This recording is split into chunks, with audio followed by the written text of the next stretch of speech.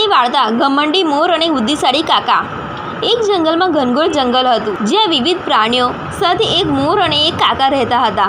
મોર ખૂબ જ સુંદર હતો। તેની પૂંછડી રંગબેરંગી પાંખોથી ભરેલી હતી અને રોજ સવારે તે પોતાની પૂંછડી ફેલાવીને નાચતો।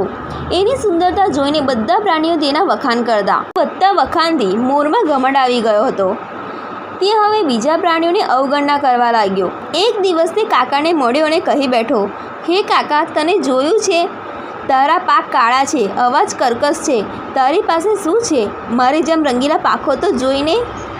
કાકાએ શાંતિથી હસીને કહ્યું, મોરભાઈ, તારી સુંદરતા તો જરૂર છે, પણ જ્યારે મુશ્કેલી આવશે ત્યારે તારા રંગોથી નહીં, તારી બુદ્ધિથી બચવું પડશે। મોરે વાતને હાસ્ય રૂપે લીધી અને હસી નાખી।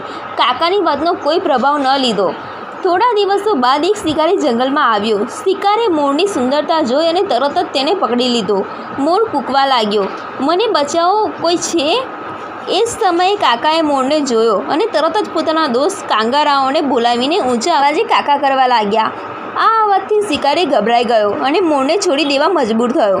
મોર બચી ગયો। હવે તેને સમજાયું, માત્ર સુંદરતા પર ઘમંડ કરવો યોગ્ય નથી। મોર કાકાને મળ્યો અને કહ્યું, માફ કરજે કાકા, હું તારા શબ્દોનું મહત્ત્વ સમજી શક્યો નહોતો। આજે તારી બુદ્ધિએ મને બચાવ્યો। કાકાએ મિતતાથી જવાબ આપ્યો, સુંદરતા સમયસર મદદ નથી કરતી, સાચી ખુશી સમજદારીમાં છે। નૈતિક પાઠ: ઘમંડ દરેકને પછાડી દે છે, સુંદરતા કરતાં બુદ્ધિ વધુ ઉપયોગી છે।